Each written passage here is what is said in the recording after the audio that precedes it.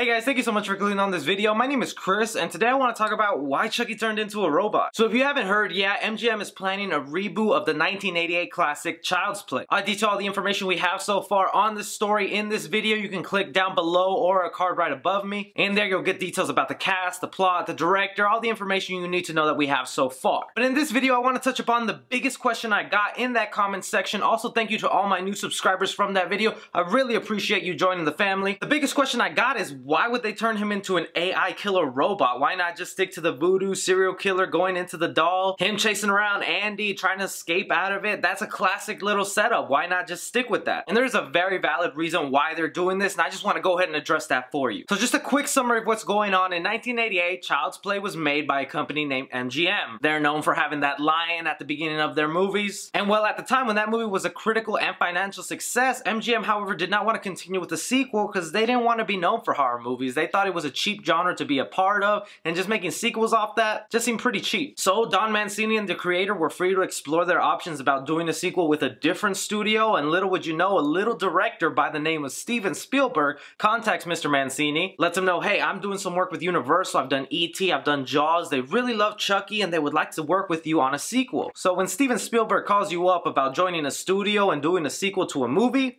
you kind of go ahead and do that. Which is also the reason why you saw Chucky in Ready Player One, because Steven Spielberg is a fan of that movie. Just a little fun fact for you. Like and subscribe, you learn things here. And that's how we got kind of the rights mixed up for 30 years later when they want to make a reboot to this movie. It's a little iffy because MGM owns the rights to the very first Child's Play movie, but Universal owns the rights to all the sequels and home entertainment. And that's why we got the glorious Child's Play 2, Child's Play 3, Bride of Chucky, oh shit, this movie never happened, Curse of Chucky, Cult of Chucky, and a TV series that's going to be made and produced by Don Mancini. I'm very much looking forward to that, but all that has nothing to do with this reboot because they finally figured out the loophole. So here's basically the breakdown, and I hope I explained this well for you guys, and if you don't, comment down below and I'll try and explain it just a little better for you. Basically, MGM can make a reboot of Chucky, can make another Chucky movie because they own the rights to the very first Child's Play movie. The problem is, if they decide to make an exact reboot of what happened in that movie, do the voodoo, have Charles Lee Ray involved, and just tell a more modern story of that with the same elements, the problem is they can only make one of those movies. So they may make a great modern horror film. It's a critical success, it's a financial success, people are loving it, people are talking about Chucky again. Sucks to suck, but Universal can make a sequel to that even though you just worked hard on it by yourself. So MGM was always caught in this struggle of, yeah, we have the rights to it, but if we do it, we can only make one, and we set up a movie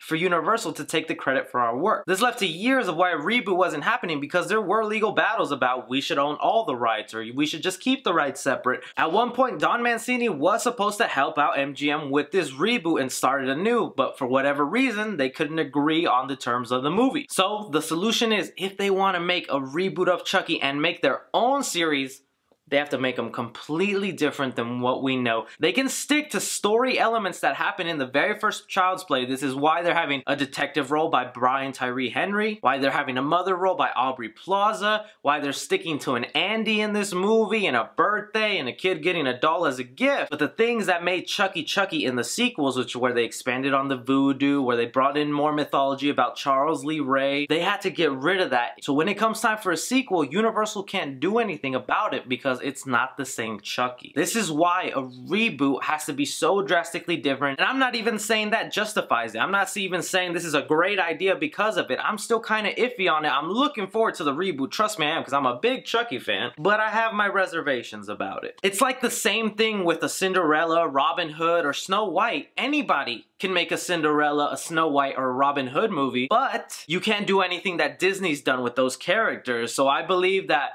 Robin Hood as a fox was something that Disney did. I can't make a Robin Hood movie where Robin Hood is a fox, but I can make him look like the guy from Kingsman. That's why they went ahead and did it, and honestly, with this whole legal battle and the way the rights are split up, I don't think we'll ever get a true reboot of Chucky as a voodoo serial killer doll. The only way that's possible is with the scenario that Halloween is doing with their movies, where they're ignoring all the sequels and just making a direct sequel to the very first movie. If Universal Studios decides to do that and reboot Chucky as as we know and love him as Charles Lee Ray. The only way they can do that is by making a direct sequel to the 1988 Child's Play. We're not gonna see a reboot of it in the same vein that we currently have it. But I mean, there's no real reason to complain. I see people taking sides, I see people arguing about it in that comment section of my video, but it's like, we get to keep both. We get to have a new incarnation that might be awesome, could suck, but we still have the old Chucky running strong on DVD or in their television series. I just think it's a great time to be a fan. There's no reason to complain. But yeah, guys, that's just the basic idea of why they're doing this and why they made him a robot doll. They could have gone in so many different directions with this new Chucky origin story. They could have had Chucky be a ventriloquist dummy passed down generation to generation